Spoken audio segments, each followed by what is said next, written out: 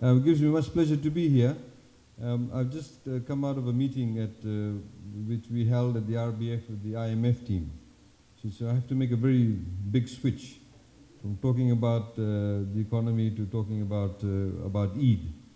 As has been highlighted by the Maulana, that Eid, of course, is a time of celebration. It marks the end of fasting. Muslims are mandated to fast if you are able-bodied, if you are not traveling, for you to fast for 30 days. In that month, there's obviously a lot of restraint in terms of your ability to drink, eat, and other forms of behavior that you would normally engage in if you're not fasting, for you to maintain restraint. The idea is, of course, not just to physically become better and healthier, and hopefully people like us lose weight, but also generally, in terms of your spirituality, for you to be able to appreciate God, His creation, but also to remember those people who do not, like many of us in this room, have the benefit of wealth, luxury, able to eat 3 meals a day. There are many millions of people, some would argue billions of people in this world, who are malnourished, who do not eat well, who cannot afford to eat well. So the whole idea is to be able to appreciate them and to recognize them and to be able to help them. Even things like that we take for granted, like drinking a glass of water, I can tell you, when you fast for 12, 13 hours without drinking anything, when you drink that glass of water, you really appreciate water. You actually take a moment off and you think about what you're actually enjoying. So it is in fact, it's like a bit of a stopwatch. You take a bit of break from your normal day-to-day routine, running around in this world, and you take a break from that. And that's what Ramadan is all about. And Eid, of course, is to celebrate the end of the fasting. It is an achievement. It is an achievement that we, in fact, not just celebrate ourselves, but of course with those people who are around us.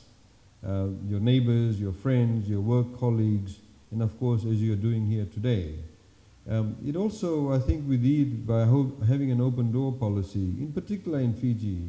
You know, I was just told a story yesterday, I think by one of the gentlemen, that in fact somebody who came to my house on Friday, he said, you know, this is wonderful what you people do in Fiji. He's a foreigner. In fact, he comes from India. And he said to me, it's wonderful that you do this in Fiji. He said, you know, we've lost this in India.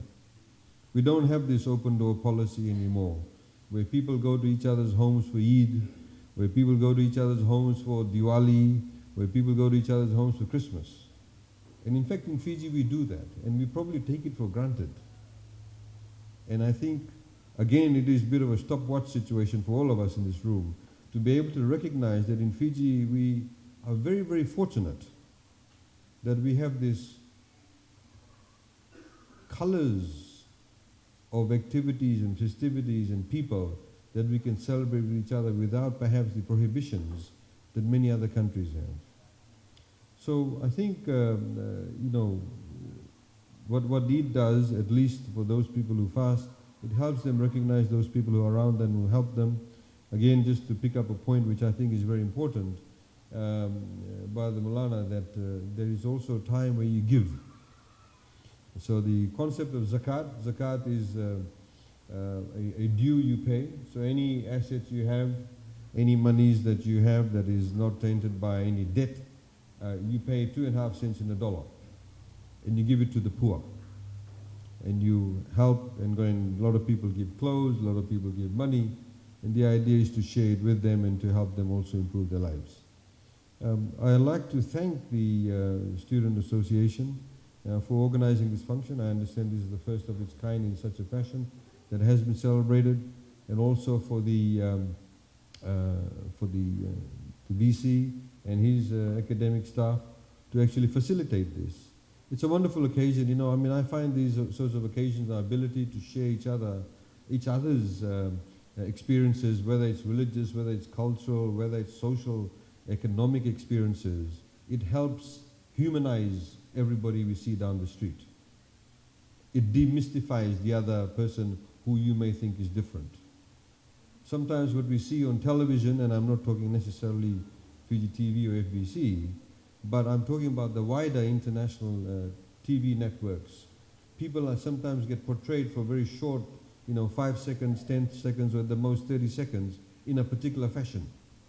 And that helps perhaps shape our image or our understanding of them, which probably invariably is not, in fact, the most accurate image or most accurate representation of them.